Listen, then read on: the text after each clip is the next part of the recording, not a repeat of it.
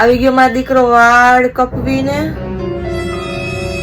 रुको जरा सबर करो દર વખતે એ વાળ કપાવવાનું કહીને એવડા ને એવડા જટિયા લઈને પાછો આવતો રહેશે. હવે તે તારા જટિયા નથી કપા ને તો એક હાથે જટિયા પકડીને બીજા હાથે હોટિયાથી હબોડી નાખીશ. તને કહી દઉં છું. હા, હું પણ શાંતિ રાખીને તમે છે ને કઈક તો બગાડ્યો છે. જઈ હોય તે વાંધો નહીં બેટા, ફેશન છે કરીને ઓલા 302 માં નવા રહેવા આવ્યા ને ઈ મને કહે છે કે તમારી બે છોકરીઓને ગોળણી કરી જાઉં છું, જમવા મોકલજો. હવે મારે એને શું કેવું કે મારે છોકરી તો એક જ છે, બીજો તો ગોળણો છે.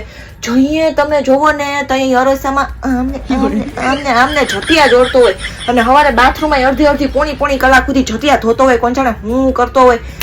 કાલ સવાર સુધીમાં તે તારા જટિયા કઈપવા નથી ને તો માથે મૂકી ઊંધો છાલ્યો ને છાલ્યા કટ કરી નાખીશ. તારા નીચ કપાયેલા વાળ છે ને તમારા ટાઈલમાં ચોટાડી દઈશ.